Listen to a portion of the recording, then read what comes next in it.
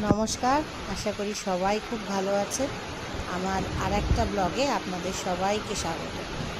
আজকের দিনটা শুরু হলো প্রচণ্ড বৃষ্টি। সারা দিন ঝমঝম করে বৃষ্টি পড়ছে। বৃষ্টির যেন আর বিরাম নেই, কিন্তু এই বৃষ্টি কিন্তু আমার খুব ভালো লাগে। ছোটোবেলাকার স্মৃতিগুলো মনে পড়ে যায় যে এরকম বৃষ্টি হলে স্কুলের রেনি ডে ঘোষণা করে দেওয়া হতো, আর আমরা জলের মধ্যে কেডস ভিজিয়ে বাড়ি ফিরতাম। আজকে একটু বেরোচ্ছি, অনেক দিন পর বেরোনো হলো। যাব আজকে ডাক্তার দেখাতে। ডাক্তারের অ্যাপয়েন্টমেন্ট ছিল। আমার হাজব্যান্ড তাড়াতাড়ি অফিস থেকে চলে এসছে, আমাকে নিয়ে ডাক্তারখানা যাবে। বেরিয়ে পড়েছি। এখন আমরা সন্তোষপুরে। যা রাস্তার অবস্থা, তাতে ভাবছি প্রতিদিন যে মানুষরা এই রাস্তা দিয়ে আসা যাওয়া করে তাদের কতই না দুর্ভোগ পোহাতে হয়। অবশ্য আমাকেও পোহাতে হয়েছে এতগুলো বছর। এই ব্রিজটা তো আপনারা অনেকেই আমার ব্লগে, রিলসে বিভিন্ন সময় দেখেছেন। এই ব্রিজটা কিন্তু আমার খুব ফেভারিট। এই জায়গাটাই আসলে আমার খুব ফেভারিট।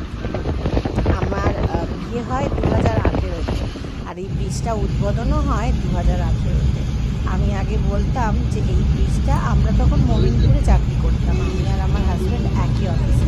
আমি বলতাম এই ব্রিজটা সরকার আমাদের বিয়েতে উপহার দিয়েছে, প্রতিদিন অফিসে আসা যাওয়া করার জন্য। এই ব্রিজটা দিয়ে আমাদের বাড়ি থেকে অফিস যেতে খুব সুবিধা হয়। এটা গার্ডেন ব্রিজ ফ্লাইওভার, আর এখান থেকে কিন্তু খুব সুন্দর ভিউ দেখা যায়। মেঘ না থাকলে দূরে হাওড়া ব্রিজ, হুগলি সেতু সব দেখা যায়। আর এই ব্রিজটা আমাদের বহু দিনের, নিত্যদিনের সঙ্গী বলতে পারে। 6 বছর ধরে এই ব্রিজটার উপর দিয়েই আমাদের যাতায়াত। আমরা চলে এসেছি আমাদের ক্লিনিকে। বাইরে তো প্রচণ্ড বৃষ্টি হচ্ছে। ক্লিনিকের সামনের এই কাজটা ধোয়া ধোয়া হয়ে গেছে। আর দেখুন কি সুন্দর একটা গাছ, বেশ ভাল লাগছে। বলুন, গাছটা দেখতে আমার তো খুব ভালো লাগছে। গাছের নিচের যে প্লান্টের যে টবটা, ওটাও আমার খুব ভালো লাগছে, কিন্তু বুঝতে পারলাম না প্লাস্টিকের না অরিজিনালি হবে বোধ হয়। তাই জন্য ভালো করে একটু ছবি তুলে নিলাম। খিদে পাচ্ছিল, বসে বসে ডাক্তার আসতেও লেট করছিল, তাই জন্য একটু খাবার খেয়ে নিলাম। আর আমার হাজব্যান্ড তো একবার ছাতা নিয়ে বাইরের দিকে যাচ্ছে আর আবার ভেতরে আসছে। এক জায়গায় কতক্ষণ বসে থাকা যায়? আজকে অনেকক্ষণ ওয়েট করতে হলো। সে মন দিয়ে এখন ফোন ঘাটছে। চলুন, আমাদের ডাক্তার দেখানো হয়ে গেছে, আমরা এবার বাড়ি ফেরার পথে। এই বৃষ্টি মাথায় করেও দেখুন সামনে কত লোকজন।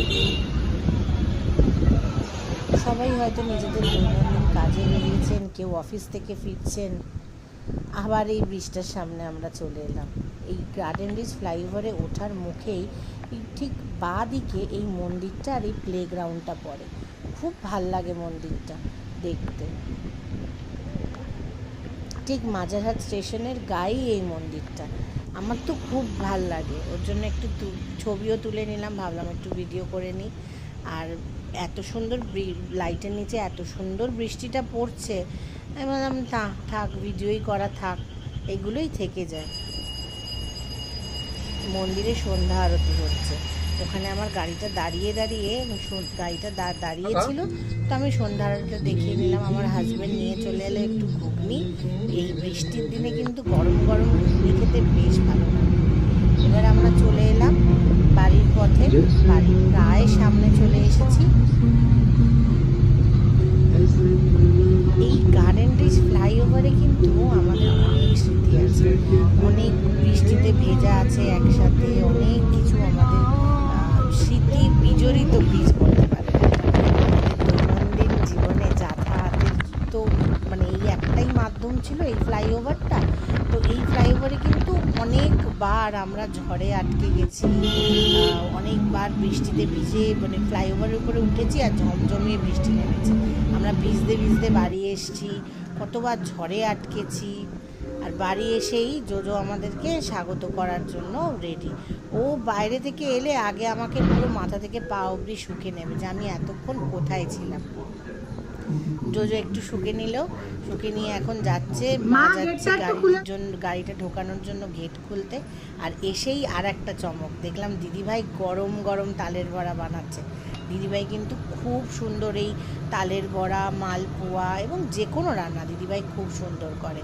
আর যেহেতু আমাদের বাড়িতে গোপাল আছে, ওর জন্য আগে তো গোপালকে দিয়েই তালের বড়া খাওয়া হবে।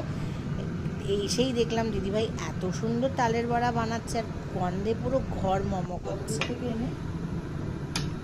রেডি হয়ে গেছে আমাদের তালের বড়া, দিদিভাই গরম গরম সার্ভ করছে। কিন্তু তালের বড়া কিন্তু গরমের থেকে ঠান্ডা, এবং তালের বড়া কিন্তু ঠান্ডাই খুব ভালো লাগে, ঠান্ডা এবং বাসি। এইভাবেই আমার আজকের দিনটা শেষ হলো, সঙ্গে থাকবেন।